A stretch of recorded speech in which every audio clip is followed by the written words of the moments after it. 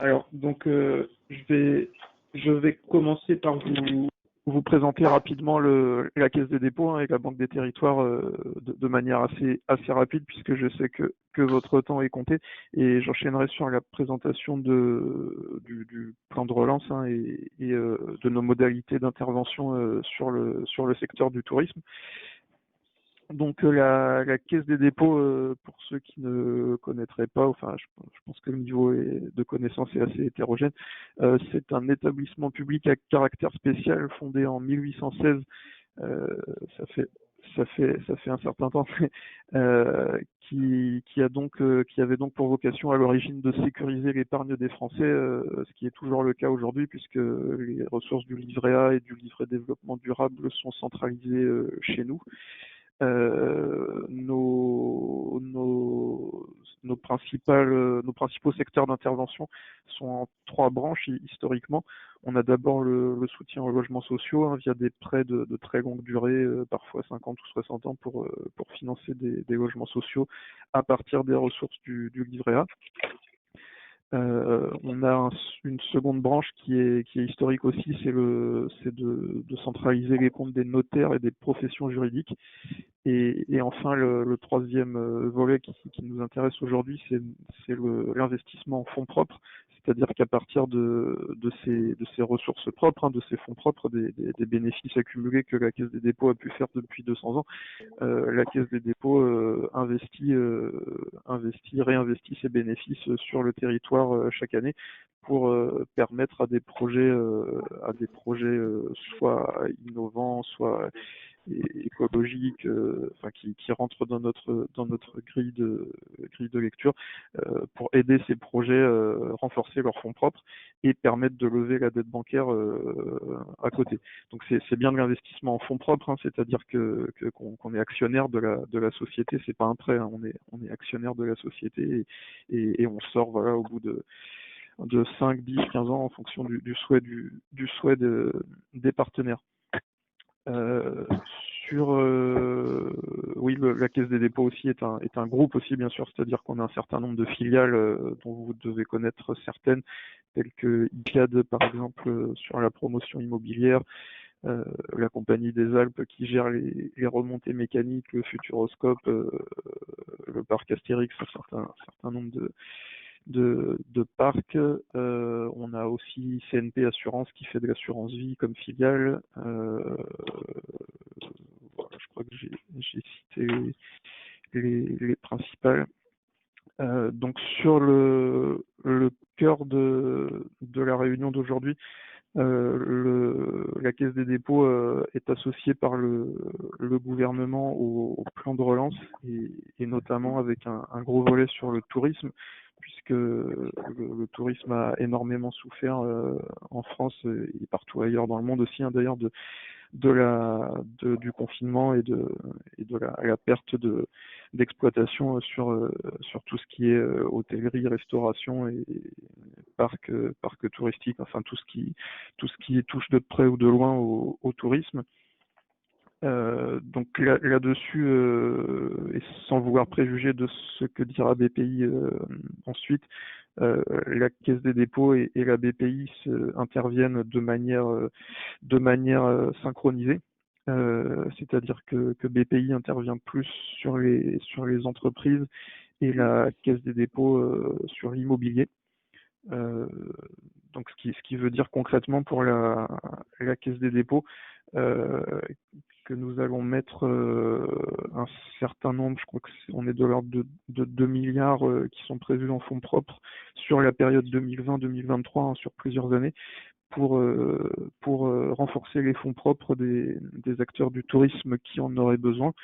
Alors on a là-dedans, si je décline cette offre de manière plus précise, on a des crédits d'ingénierie. Bon, ça concerne davantage les collectivités, donc je vais passer assez rapidement dessus. C'est-à-dire que quand une collectivité, une commune par exemple, a un foncier qu'il souhaite valoriser, on va pouvoir les aider à financer des études qui vont leur permettre d'identifier le besoin, et quel serait le bon opérateur touristique qui pourrait intervenir sur ce foncier. Voilà, voilà, donc les aider à identifier un peu l'opérateur qui sera le meilleur pour valoriser le foncier. Mais bon, ça c'est plus à destination des collectivités locales.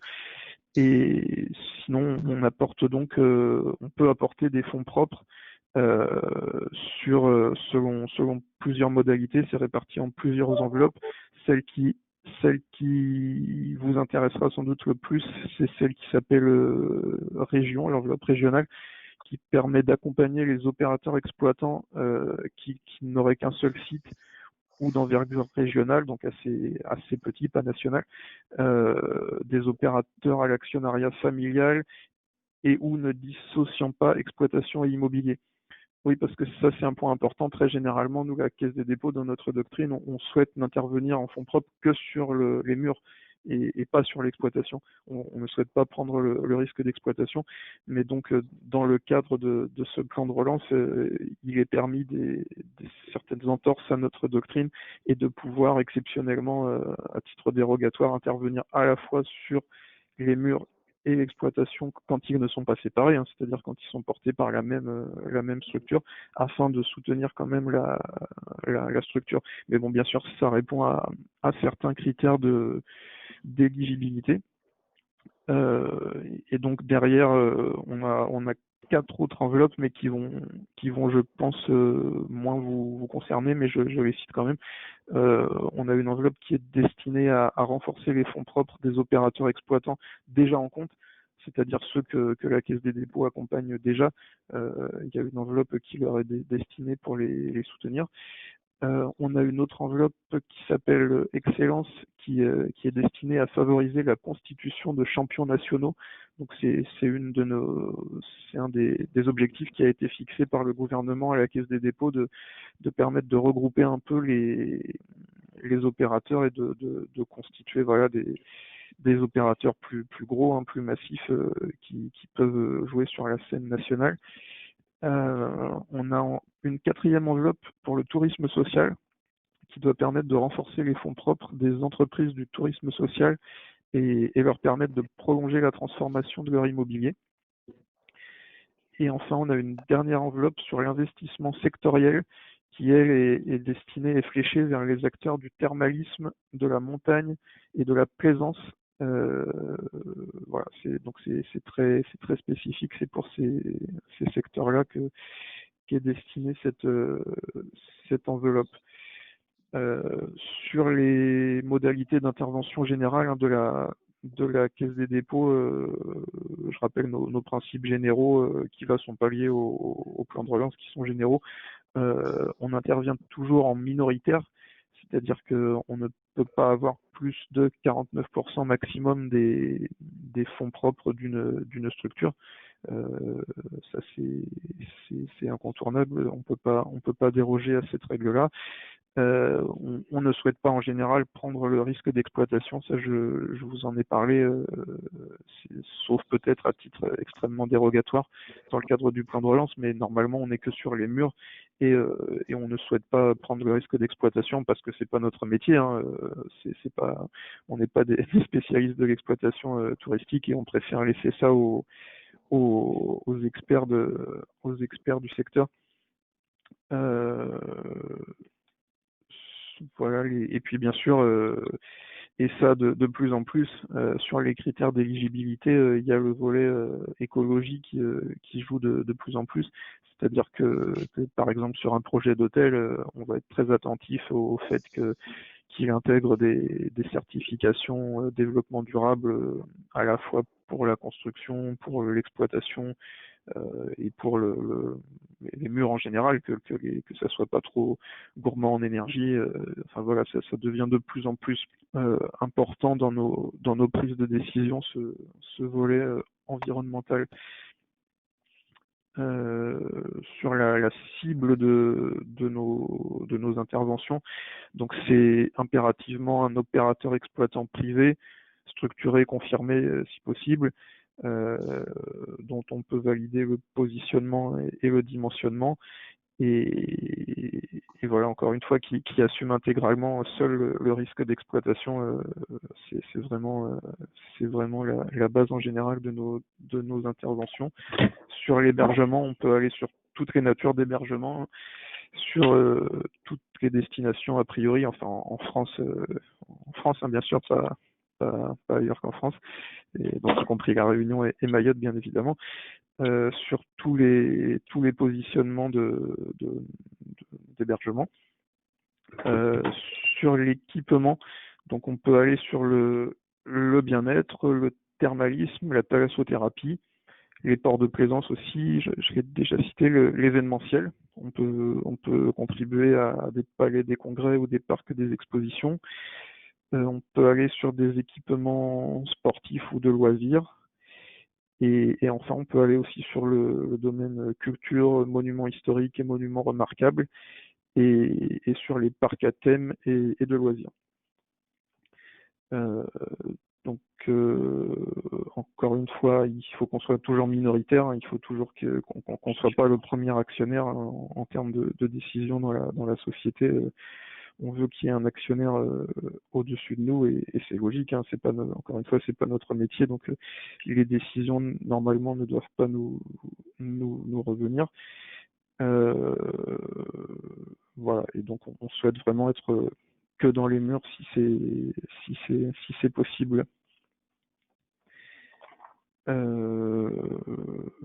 Voilà, je crois que j'ai fait le tour. Juste une précision, hein, bien sûr, toutes ces enveloppes-là sont nationales, c'est-à-dire qu'il n'y a pas forcément de répartition déjà prévalidée entre les territoires, hein, donc c'est en fonction des besoins et des remontées que l'enveloppe sera répartie. Voilà, donc je crois que j'ai fait le tour. Je suis bien sûr ouvert à vos questions.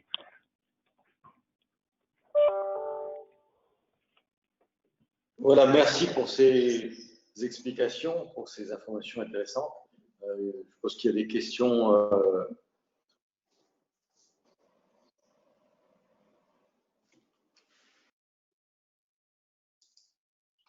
Alors, si vous avez des questions, vous pouvez les faire. Donc, Patrick, on ne t'entend plus. La partie immobilière de l'accompagnement de la Caisse des dépôts, quelles sont les règles de financement? Alors, qu'est-ce que vous entendez par règle de financement? Quels sont les critères, les montants maximum, les taux, la durée? D'accord. Alors, comme je vous le disais, c'est pas du prêt, hein, c'est des fonds propres. Donc, voilà, sur les montants, bon, bah, en général, comme on mobilise une équipe projet pendant un certain temps, voilà, ça représente des coûts pour la Caisse des dépôts. Donc, en général, hein, on va sur des projets, bon, là, je parle pour la Réunion, qui sont d'un bilan de l'ordre de 30 millions, avec en gros 5 ou 6 millions de fonds propres, dont on apporte la moitié, c'est-à-dire 3 millions, quoi. Voilà, c'est pour la Caisse des dépôts. C'est en général l'ordre de grandeur. Après, il n'y a pas de règle, hein, c'est-à-dire si vraiment un projet nous paraît innovant et intéressant, on va pouvoir descendre à des montants très bas de fonds propres pour lui permettre de voir le jour. Et de même à la hausse, bon, ça c'est plus rare à la Réunion, mais en métropole, on peut apporter énormément plus de fonds propres sur certains projets pour les aider à sortir. Sur les taux de rendement, j'imagine que c'est la question du rendement attendu par la Caisse des dépôts, parce que bien sûr, comme c'est nos fonds propres, on attend aussi un certain rendement pour nous permettre de rentrer dans nos frais, de continuer à financer derrière d'autres projets. On n'a pas de règles non plus, et avec le plan de relance, c'est particulièrement assoupli aussi. Donc, j'ai pas de taux à vous donner comme ça, mais sachez que, en tout cas, la Caisse des dépôts est évidemment beaucoup moins gourmande que la plupart des autres investisseurs privés ou même parapublics. Enfin, on n'est pas là non plus pour faire des bénéfices indécents. Après, si on peut faire des bénéfices quand même, c'est quand même mieux. Oui. Parfait. D'autres questions? Oui, Eric Gauthier du Créacol. Vous avez dit que donc ces enveloppes étaient nationales et elles n'étaient pas fléchées. Donc la règle, c'est quoi? C'est premier demandeur, premier servi. Comment ça fonctionne? Ça, oui, c'est-à-dire que tant que l'enveloppe n'est pas atteinte au niveau national, c'est bon. Et puis si elle est atteinte, il faudra renégocier. Mais oui, c'est un petit peu ça, c'est un petit peu premier demandeur, premier servi, enfin premier demandeur éligible. Mais oui, c'est ça, c'est en fonction des remontées, hein. D'accord, d'accord. Donc Patrick, il y a de la communication à réaliser alors pour que tous ces dispositifs soient bien connus au niveau de la réunion, quoi. Tout à fait. Guillaume, pourriez-vous nous envoyer une petite présentation après cette commission pour que je puisse la partager auprès des membres? J'essaierai de formaliser ça et je vous enverrai ça. Ah, on ne vous entend plus. Je n'ai pas entendu. Ah, vous m'entendez? Oui, là c'est mieux. Oui, non, je disais, j'essaierai de formaliser ça et je vous enverrai les grandes lignes de cette présentation, hein. Parfait, merci beaucoup. D'autres questions? Oui, s'il vous plaît, Stéphane Uliac de l'IRT. Je dirige une direction ingénierie dans laquelle nous avons des actions d'aménagement sur certains sites de loisirs. Alors les aménagements pour justement améliorer les activités, les prestataires des sites de loisirs. Est-ce que la Caisse des dépôts peut éventuellement intervenir sur ces aménagements? Alors, c'est des aménagements pour l'instant qui ne sont pas très lourds, hein. Ça varie entre 5 000 € pour l'équipement de barrières jusqu'à l'entretien d'un site, par exemple le site d'envol de parapente au départ pour le cheval de Lille, par exemple. Voilà, au départ de Saint-Leu pour atterrir sur Kélonia. Est-ce qu'il y a des possibilités d'aide directe via la Caisse des dépôts? Alors, qui est le donneur d'ordre dans ces opérations-là? C'est une collectivité ou c'est un opérateur privé? C'est l'IRT. L'IRT, c'est l'IRT lui-même qui... D'accord. Voilà, l'IRT lui-même, sur certains aménagements. Alors, si c'est l'IRT, comme c'est une émanation de la région, j'imagine que oui, hein, qu'on peut sans doute participer à ce genre de... Là, on est au stade d'études ou c'est vraiment financer les aménagements eux-mêmes? Non, alors il y a une partie étude, mais il y a aussi la partie aménagement, tout simplement sur les études, en tout cas, je pense qu'on peut y contribuer, hein. Alors, c'est pas ma spécialité, j'ai d'autres collègues qui s'en occupent, mais je pense que oui, hein, qu'on peut participer. Et sur les aménagements eux-mêmes, là, je me prononce pas, je poserai la question, mais je suis pas certain. D'accord. Je récupérerai vos coordonnées avec Patrick peut-être ou voilà. Oui, bien sûr. Merci. Parfait. D'autres questions? S'il n'y a pas de questions, je propose que l'on passe au point numéro 2. Et je remercie Guillaume Lebel pour son intervention. Et on restera en contact. Et on diffusera également les éléments de son intervention auprès de nos adhérents. Voilà. Merci. Avec plaisir. Deuxième point. Je suis obligé de me déconnecter parce que j'enchaîne sur un autre rendez-vous derrière. Bon, bonne continuation. Voilà, parfait. Eh ben, merci. Donc, on va avoir Karine Triou de la BPI France qui va nous parler du pré-tourisme spécial Covid. Oui, alors. Au revoir à tous. Au revoir Guillaume. Juste pour repréciser, donc BPI France, donc c'est la banque publique d'investissement. BPI France est détenue à 50% par l'État et 50% par la Banque des Territoires, qui elle-même est détenue par l'État. Donc voilà, au final, c'est complètement l'État. Et donc, on a un certain nombre d'actions qui sont faites en partenariat avec la Banque des Territoires pour pouvoir répondre que chacun réponde. Eux, par exemple, ils font plus immobilier, ils interviennent en fonds propres, nous, on intervient en financement. Donc, on est complémentaires dans l'action de financement que l'État propose aux entreprises. Donc notre métier, c'est de financer l'économie. Donc on finance les entreprises, donc tout ce qui a un cabis, et qui a donc les entreprises qui ont leur siège en France. Voilà. Donc on ne finance pas les entreprises de Maurice ou quoi que ce soit. Donc c'est vraiment le siège qui est en France. Donc on finance les entreprises in bonis, c'est-à-dire qu'on ne finance pas les entreprises en difficulté. Hein. On finance des entreprises in bonis et à jour de leur cotisation sociale et fiscale. Et on a pour mission d'intervenir en complément des banques, donc sur l'ensemble de notre offre. Donc on est en partenariat systématiquement avec une banque et on n'intervient jamais plus que la banque. Voilà. Donc on intervient sur du financement de matériel, sur l'immobilier, voilà. Donc, et ça, c'est l'intervention classique. Et on a également toute une gamme de prêts de trésorerie qui sont en place habituellement. Et avec la crise sanitaire, pour répondre en fait aux besoins de financement des entreprises et tout particulièrement des entreprises du secteur touristique. Donc c'est très large, hein, ça va du restaurateur à l'hôtellerie, au loueur de voitures, à l'événementiel. Enfin, c'est vraiment tout ce qui peut avoir une clientèle touristique, voire un magasin qui serait situé dans une zone touristique. C'est vraiment large, quoi, le scope.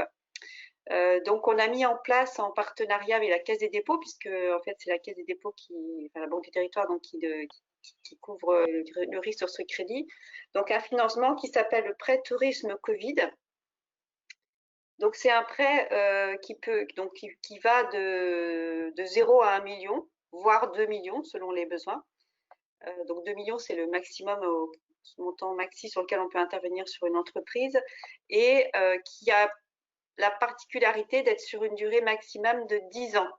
Donc, qui a l'intérêt par rapport au PGE d'être sur une durée plus longue et de permettre aux entreprises du tourisme qui sont touchées plus durement que les autres entreprises, en fait, d'étaler leur remboursement sur une durée plus longue, puisque le PGE a un remboursement sur 5 ans, alors que donc, le prêt tourisme a une durée globale de 10 ans, qui peut aussi avoir un différé donc, de 1 à 2 ans. Donc 2 ans maximum de différé à l'intérieur de la durée des 10 ans. Donc c'est un prêt de trésorerie. C'est un prêt où on ne demande aucune garantie, ni nantisement de fonds de commerce, ni caution de dirigeant, ni hypothèque. La seule chose qu'on demande, c'est l'assurance décès sur le dirigeant de l'entreprise. Donc, quelle que soit la durée, en fait, le taux est inférieur à 2%. Et la seule limite, en fait, c'est qu'on prête au maximum au montant des fonds propres. Donc, si l'entreprise a des fonds propres de 500 000 €, on pourra intervenir au maximum à 500 000 €. Donc, comme d'habitude, on va chercher le partenariat bancaire, mais de manière exceptionnelle, compte tenu de la crise sanitaire, si la banque n'avait pas souhaité intervenir, on peut donc intervenir seul. Donc ça, c'est le prêt tourisme Covid. C'est vraiment ce qui a été mis en place spécifiquement pour les entreprises du tourisme cette année, donc qui va se prolonger jusqu'au mars, voire juin l'année prochaine. Alors, pour les plus petites entreprises, le petit, je sais pas, un restaurant, ou enfin voilà, quelque chose qui est plus petit, il y a le prêt rebond. Là où on est en partenariat avec la région Réunion, c'est un prêt à 0%. Donc, on a encore une petite enveloppe. Donc là, c'est pareil, premier arrivé, premier servi, donc on arrive à la fin. Donc là, c'est pareil, on prête au maximum au montant des fonds propres. Il n'y a pas nécessairement de… Si la banque n'a pas voulu intervenir, donc on va toujours demander au chef d'entreprise est-ce qu'il a bien fait sa démarche pour un PGE et nous communiquer le refus de PGE pour bien vérifier qu'il s'est d'abord adressé à sa banque. Mais on peut intervenir seul s'il n'a pas eu de PGE. Donc ça, c'est le prêt rebond. Et on a aussi le prêt d'homme. Donc le prêt d'homme, c'est un prêt qu'on a habituellement qui est 750 000 € maximum, qui est actuellement à 0,15%, pareil, sans garantie, juste avec l'assurance décès invalidité sur le dirigeant. Et là, on a obligatoirement un miroir bancaire. Donc voilà, en fait, selon les tailles d'entreprise, on a différentes solutions à leur proposer et selon les besoins qu'ils ont. Donc, ça va de la petite entreprise qui va avoir le prêt rebond. Après, le prêt d'homme, ça s'adresse donc aux PME jusqu'à 750 000 € sur maximum 7 ans. Et le prêt tourisme, lui, qui peut aller jusqu'à 10 ans avec des montants qui peuvent aller de 1 voire 2 millions d'euros. Donc ça, c'est voilà les principales solutions pour une entreprise du tourisme. Et à titre d'information, je voulais aussi vous parler de la subvention. On a une subvention qui est en place, c'est pas dans le cadre du Covid, mais qui est une subvention investissement outre-mer, qui est d'un montant maximum de 100 000 € et qui va accompagner les entreprises donc de la Réunion dans leur transition énergétique. Donc, c'est tout ce qui est, par exemple, panneaux photovoltaïques, récupération des eaux de pluie, mise en place de solutions d'isolation pour limiter l'utilisation de la climatisation. Voilà, enfin, tout ce qui va dans le sens d'une économie plus verte, quoi. Donc là, du coup, on a des subventions qui sont une enveloppe de subventions pour la Réunion. Donc, ce que je vous donne aussi, c'est l'adresse mail. En fait, on a une adresse mail qui est réunion@bpifrance.fr sur laquelle donc les chefs d'entreprise peuvent déposer leurs demandes et on les recontactera et on le verra avec eux quel est le dispositif qui peut au mieux répondre à leurs besoins. Voilà. Je ne sais pas si vous avez des questions.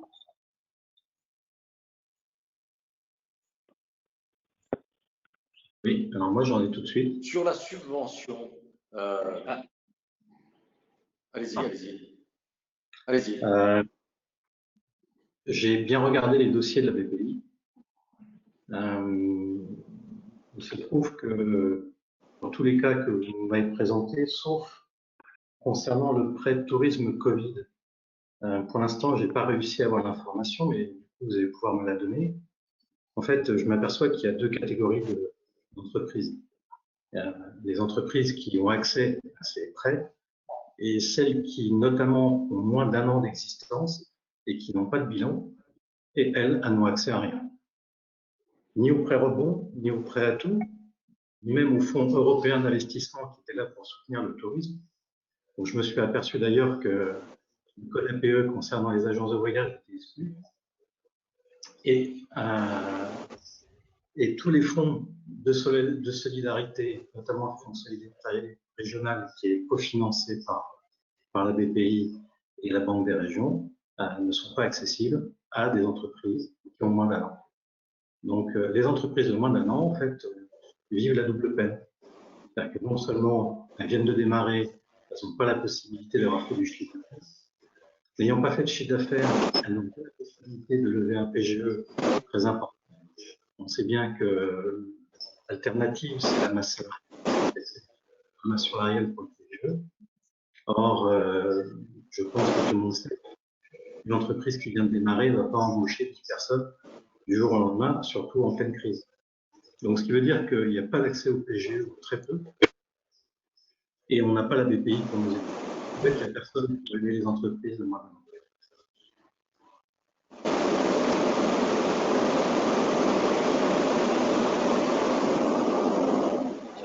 Alors, sur les entreprises en création, donc BPI France, effectivement, on n'a pas vocation à financer en direct les entreprises en création. Par contre, BPI France a un fonds de garantie donc, qui accompagne, en fait, qui permet aux banques d'accompagner les entreprises en création. Il garantit jusqu'à 70%, voire quand la région peut même aller au-delà. Donc, on apporte 70% de garantie à la banque sur les projets de création. Et c'est en garantie, effectivement, c'est un financement. Et ça, c'est des projets de création. Et oui. Par contre, quand la société est déjà créée, d'accord, et qu'elle n'a pas un exercice, elle n'a droit à rien. Elle n'accède à rien. En fait, voilà, vous avez dit, c'est le PGE, mais par rapport à la masse salariale et non pas par rapport au chiffre d'affaires. Je vais vous donner un exemple. Vous avez deux sociétés. Vous avez une société qui a un salarié et qui fait 1 million d'euros de chiffre d'affaires, qui a fait en 2019 1 million d'euros de chiffre d'affaires. Et vous avez une entreprise qui a aussi un salarié qui a démarré en début d'année. Mais la première va avoir droit à 250 000 euros de PGE. La deuxième, au mieux, 20 000. Vous voulez que je vous dise? On est dans deux mondes différents. Donc, en fait, on est en train de créer une génération entière d'entreprises. La génération 2020, soit elle survit, soit elle se débrouille toute seule. Dans tous les cas, il n'y a personne qui est là pour l'aider. Ça, c'est la réalité. Vous venez de me le confirmer.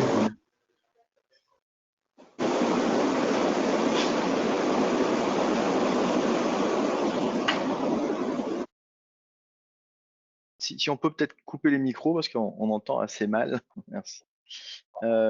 J'avais une question également, Madame Criou, là, Éric Gauthier des Crédits Agricole, sur l'enveloppe pré-rebond, parce que souvent, donc ceux qui finalement ne peuvent pas bénéficier des PGE, donc ils sont assez peu nombreux, mais il y en a, donc sont orientés vers le pré-rebond. Nous, on avait cru comprendre que l'enveloppe était pratiquement, comment dire, terminée, quoi. Elle avait été entièrement consommée.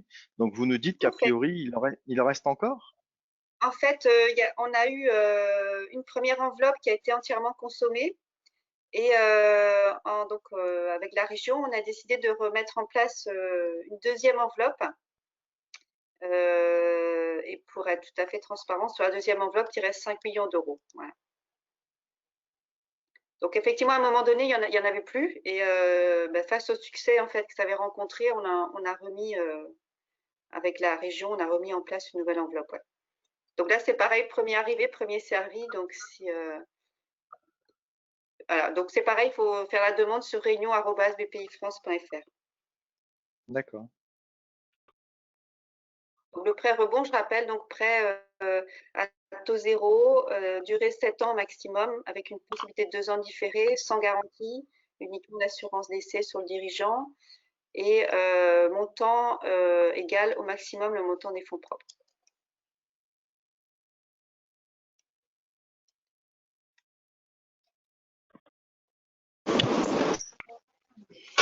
Et il ne peut pas se cumuler avec le PGE, je suppose. Ça ne peut pas être partie PGE, partie pré-rebond. Alors, en fait, le prêt rebond vient compléter le dispositif PGE. Donc, le PGE, je rappelle, c'est l'État qui garantit via un fonds de garantie BPI-France à 90% les banques. Mais c'est la banque qui octroie le PGE et qui fait l'analyse du risque. Et elle n'a aucune obligation à mettre un PGE jusqu'à 25% du chiffre d'affaires. Donc, l'entreprise peut effectivement venir solliciter un prêt rebond quand elle n'a pas eu 25% de son PGE. C'est-à-dire que si elle a déjà 25% de PGE, on ne va pas venir mettre un prêt rebond. Mais si elle a eu un petit PGE, par contre, mais qui ne répond pas complètement à son besoin et qu'effectivement, nous, on juge que quand on fait l'analyse du dossier, on juge qu'effectivement, on peut remettre un peu de prêt rebond, on en remettra. Donc, même s'il y a eu un PGE inférieur à 25% du chiffre d'affaires, l'entreprise peut solliciter un prêt rebond. Oui. Merci pour cette précision importante. Sur les prêts tourisme Covid, j'imagine que c'est plutôt des grosses structures qui s'adressent à vous, non? Des hôtels voilà, qui ont pignon sur rue ou d'autres entreprises de ce type? Oui, c'est vrai. On a beaucoup la plupart des hôtels de l'île nous ont sollicité. On met en place un moment de prêt tourisme, mais aussi des loueurs de voitures, des agences de voyage, des restaurants, des compagnies d'hélicoptères, un peu tous les métiers, oui. D'accord. Et dans ce cadre-là, vous avez dit maxi quand même 2 millions d'euros sur 10 ans. Donc forcément, c'est sans commune mesure au niveau concurrentiel. Est-ce que les banques traditionnels peuvent proposer à leurs clients, donc finalement, quels sont les critères pour octroyer ces montants-là? Puisqu'on peut se dire que certains peuvent effectivement venir vous voir pour passer ce cap difficile, hein, donc on va dire pour leurs difficultés sur minimum 1 an, mais d'autres J'ai pas peuvent compris voir quels aussi sont. les critères par rapport au montant octroyé.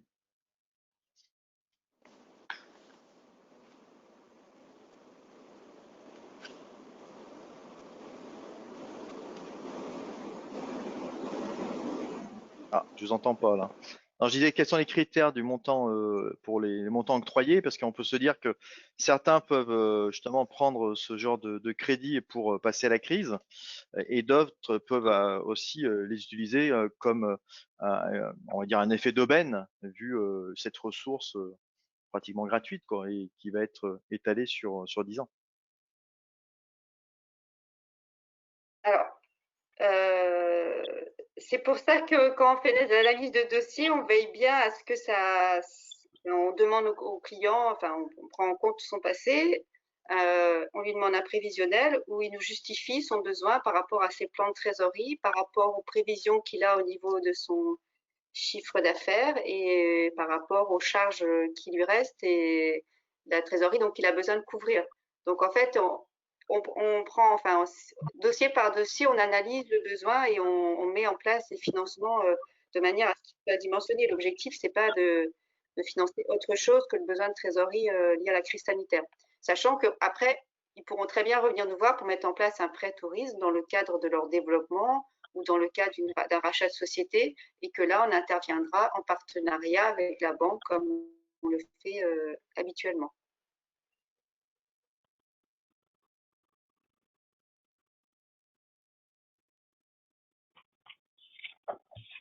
Ceci dit, il peut toujours justifier d'un investissement corporel qui peut être un simple projet. Quel est le degré de contrôle que vous avez sur les investissements réels qui sont faits une fois que vous avez fait le prêt? Alors, c'est un prêt de trésorerie, donc effectivement, on le débloque comme le PGE, hein, c'est un prêt de trésorerie, donc on le débloque sans justificatif. C'est vrai, après, on peut souhaiter aux entreprises du tourisme que finalement la situation s'améliore et que leur prévisionnel qui était peut-être en se disant on aura 2 voire 3 années très dégradées, que finalement on trouve le vaccin et que tout reparte mieux que prévu. Mais dans ce cas-là, effectivement, les fonds ils utiliseront pour autre chose, mais on ne va pas venir leur demander de rendre l'argent plus tôt que prévu. Nous, ce qu'on peut souhaiter, c'est qu'effectivement, ça aille mieux que prévu, hein, mais en tout état de cause, aujourd'hui, on doit dimensionner le besoin par rapport à ce qui au prévisionnel que le chef d'entreprise fait, par rapport à son ressenti sur l'année qui vient, voire les 2 années qui viennent, au niveau du chiffre d'affaires. Aujourd'hui, on ne sait pas ce que sera demain, donc on part sur des prévisionnels, effectivement. Donc, pour revenir à mon exemple précédent concernant la différence entre les sociétés qui ont moins d'1 an et les sociétés qui sont déjà établies, c'est que d'un côté, vous avez des sociétés qui tirent sur tout ce qu'ils peuvent en termes de trésor, parce que ça leur coûte pas cher, et ça leur permet de gérer de la trésorerie pour le redémarrage de l'activité dès qu'elle arrivera, et donc des capacités d'investissement. Alors que de l'autre côté, les sociétés qui ont moins d'1 an, elles, n'ayant accès à rien, elles n'ont pas cette capacité, sauf à trouver des fonds propres, j'allais dire, parmi leurs actionnaires ou la banque qui voudrait bien faire quelque chose, mais bon, vous savez que sans la garantie, une garantie solide derrière, elles ne vont pas prêter grand-chose, donc ce qui va créer donc une situation fortement déloyale entre les sociétés. Voilà. Alors, le taux du prêt tourisme, par exemple, sur 10 ans, il est à 1,89. Donc, c'est pas une entreprise qui va faire un emprunt auprès de sa banque commerciale habituelle. Si elle veut faire, par exemple, une acquisition de machines, enfin, je sais pas, voilà, elle fait une acquisition sur une durée de 10 ans, elle aura probablement un taux moins cher que le taux qu'on propose. Donc, c'est c'est pas un taux qui est donné pour l'entreprise. Les banques commerciales font aujourd'hui des taux qui sont plus bas que ça quand il s'agit d'investissement. Hein. Oui, on est bien d'accord. Mais encore une fois, ici, c'est un prêt sur 10 ans. Alors, vous êtes une ancienne banquière, je suis un ancien banquier, donc on va se comprendre. Si j'ai un redémarrage de l'inflation, mes 1,80 ne vont pas me coûter grand-chose. Très honnêtement, je les emprunte tous les jours. Et puis moi, je vous le prends à 1,89 sur 10 ans, hein, puisque vous l'avez dit quand même, 1 ou 2 ans de différé et surtout pas de garantie exigée. Je suis pas sûr qu'il y ait beaucoup de banques qui fassent ce genre de prêt déjà à 10 ans, parce que généralement c'est du 7 ans. Et puis deuxièmement, qui ne demandent pas de garantie. Et le coût de la garantie, je peux vous dire qu'il n'est pas à ce niveau-là. Mais après, les objectifs sont différents, hein, j'en conviens. Mais voilà, on peut pas placer, si vous voulez, vos prêts et donc vos dispositifs au même niveau que ceux que peuvent proposer des banques traditionnelles. Voilà, la ressource n'est pas la même, le coût de la ressource non plus, et les objectifs non plus, quoi. Voilà, l'objectif du prêt tourisme Covid, c'est vraiment d'accompagner les entreprises du tourisme dans cette période particulièrement difficile et de mettre à leur disposition des outils qui leur permettent de survivre en fait et d'aller mieux demain quand le marché du tourisme repartira. On va préciser Oui, non, une partie importante de ce pas tout. Voilà, c'est ça, on a bien les mêmes objectifs, hein, je vous rassure. Et d'ailleurs, nous, le Crédit Agricole, on a mis en place donc des aides et des prêts, donc vraiment ras les pâquerettes pour le secteur du tourisme, mais avec des différés et autres. Mais force est de constater qu'il y a eu assez peu finalement de demandes pour ce type de dispositif, puisque vous voyez, voilà, enfin, j'espère en tout cas qu'il y a le recours massivement à vos dispositifs. Là, vous avez un gros concurrent avec la BPI. On n'est pas concurrent, on est voilà, c'est plutôt un partenaire. Mais ce que je vais faire juste comprendre, c'est que effectivement, il faut faire attention qu'il n'y ait pas un biais maintenant dans le financement de l'économie et que ça reste pour aider les entreprises dans ce contexte et passer ce niveau au niveau du Covid, voilà, et que ça se cantonne à cela, quoi, parce que dès qu'on commence à étaler forcément sur 10 ans, c'est plus la même chose, quoi. Alors, c'est pas systématique, mais c'est vrai qu'on peut, voilà, pour des gros hôtels, on va aller sur 10 ans, quoi, parce que ils ne voient pas forcément clair dans ce qui va arriver demain. Donc, voilà. Mais voilà, c'est un dispositif c'est est en ça, je vous place le rassure, 31. comme je les connais bien et je connais bien les directeurs de ces hôtels-là, voilà, forcément, tout de suite, ils m'ont dit, vu le coût de la garantie et autres, voilà, leur choix était rapide, c'est clair. Ouais. Donc, c'est un dispositif qui est valide jusqu'au 31 décembre et qui va probablement être prorogé au moins le premier trimestre 2020, mais on n'a pas encore le feu vert de l'État là-dessus. Voilà.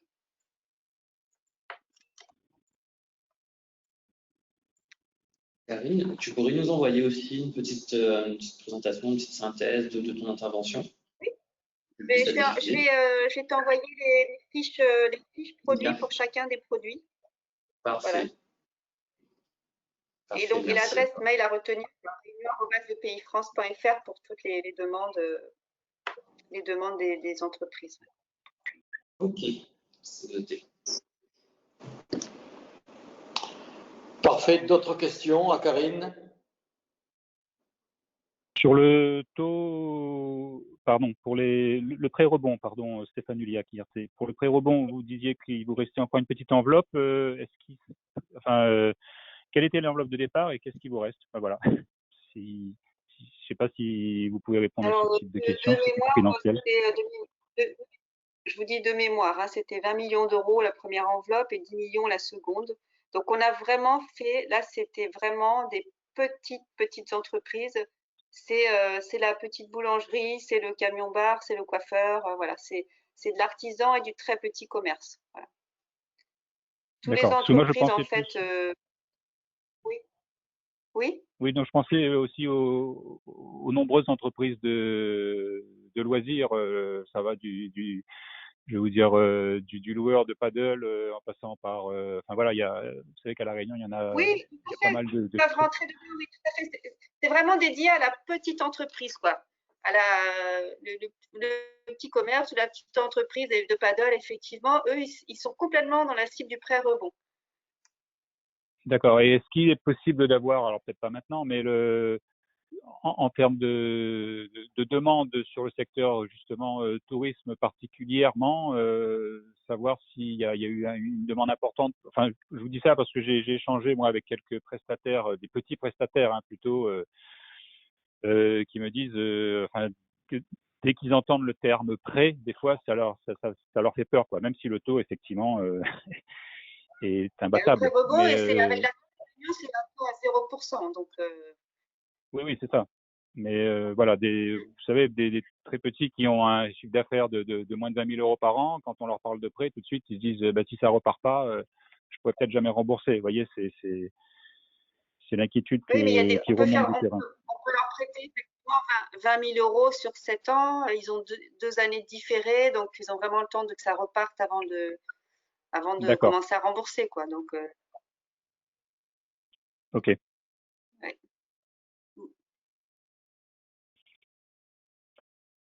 Merci. De rien. Une dernière question peut-être? Non, c'est celle de Stéphane Guillac qui était la dernière. Mais Patrick, juste une question. Je n'ai peut-être pas toutes vos adresses email pour les participants, donc n'hésitez pas à me renvoyer un email au MEDEF pour avoir les présentations. Parfait. Merci beaucoup. Bon, l'aventure continue. On sait qu'il va y avoir une pesée localement, mais certainement un arrêté préfectoral qui va être reconduit pour remettre en place pour continuer les conditions impérieuses pour se rendre à La Réunion. Je pense qu'on aura pour au moins jusqu'à début décembre. J'ai échangé tout à l'heure avec, je crois que c'était avec Eric. On se disait aussi en fin d'année, est-ce que les Réunionnais pourront partir en métropole et revenir au mois de janvier, parce qu'il semblerait que ce qui s'annonce, c'est un déconfinement début décembre, voire mi-décembre au niveau national, un déconfinement, et peut-être, si les conditions ne s'améliorent pas, un reconfinement début du mois de janvier, vers le 3-4 janvier, quoi. Donc j'espère que c'est une fausse rumeur et que ça n'arrivera pas, parce que sinon là on va mettre le deuxième genou à terre et je ne sais pas quand est-ce qu'on pourra les relever. Voilà. C'est dommage d'ailleurs pour nous à La Réunion qu'on n'ait pas pu accueillir des clients de métropole, parce que nos carnets de commandes commençaient petit à petit à se remplir. Et quand on a mis en place les conditions impérieuses, là ça a fait fuir nos clients avec beaucoup d'annulations, des sommes à rembourser à nouveau. Et voilà, je m'interrogeais tout à l'heure en petit comité là sur la légalité d'un arrêté préfectoral qui interdit dans un département qui n'est pas celui du préfet signataire de monter dans un avion concrètement à Paris. Concrètement, le préfet de La Réunion, est-ce qu'il a autorité pour un aéroport qui se trouve à Paris? Bon, je pose la question, mais je pense qu'on n'aura pas de réponse ce matin. En fait, voilà. Ce qui pose un problème et une réflexion de fond quand même, c'est nous ne sommes pas confinés, nous ne sommes pas en couvre-feu. Quand on regarde l'application des fonds de solidarité régionaux et nationaux, on n'en a pas parlé, mais ça ne concerne pas directement la BPI, même s'ils financent, c'est que, en fait, n'étant dans aucun de ces cas-là, on n'a droit à rien de manière automatique. Donc, mais par contre, on subit exactement les mêmes peines que si on y était. Donc, c'est là où se trouve un no man's land qui est quand même assez particulier. C'est que quand vous allez actionner, c'est-à-dire les fonds de solidarité, on va vous dire, ah non, vous n'êtes pas sous le couvre-feu, donc il faut prouver au mois d'octobre que vous avez fait une baisse de chiffre d'affaires de 80%. Là aussi, ça va dépendre de l'historique de l'entreprise. Si l'entreprise faisait 1 million d'euros de chiffre d'affaires, 80%, ça lui permet encore de faire 200 000 euros de chiffre d'affaires. Quand vous avez une entreprise qui a fait 20 000 euros de chiffre d'affaires, parce qu'elle a démarré récemment, 80%, ça fait 4 000. Elle les a allègrement dépassés sur la période. Donc, ce qui fait qu'elle n'a droit à rien dans tous les cas. Mais c'est un vrai problème pour l'ensemble des entreprises d'être le cul entre deux chaises. À la rigueur, il vaudrait mieux soit être confiné, et puis on se déconfine comme tout le monde au mois de décembre, que de faire l'inverse, d'être dans la situation actuelle, et puis quand on se retrouve au 15 décembre, être confiné ici, et avec un déconfinement éventuellement en métropole. Ouais, bon. Mais soyons optimistes. Bien, merci d'être venu. Merci aux intervenants. Merci à Eric qui représente le Crédit Agricole également. Moi, je peux le témoigner puisque je suis client au Crédit Agricole et que j'ai été surpris de la démarche, enfin surpris, je ne devrais pas l'être, dit Eric, mais de la démarche du Crédit Agricole de contacter les entreprises du secteur du tourisme pour leur proposer quelque chose. D'habitude, c'est le client qui va frapper à la porte du banquier pour dire « Excusez-moi, s'il vous plaît, est-ce que vous pourriez ?» Là, c'est le Crédit Agricole qui a appelé pour dire « Nous avons un dispositif et on vous propose de vous accompagner. » Ça, c'est remarquable. Quand ça ne va pas, il faut le dire, mais quand ça va, il faut le mettre en avant également. Voilà. Merci à vous tous. Patrick, oui. Juste une question de détail pour le mail. Je l'adresse à communication@medef-réunion.com. Oui, voilà. Et comme ça, tu auras des retours après. Ok, merci. Voilà. Merci à vous et à bientôt. Au revoir. Merci. Bonne fin de journée. Au revoir. Merci à vous. Au revoir, bonne fin de journée. Au revoir.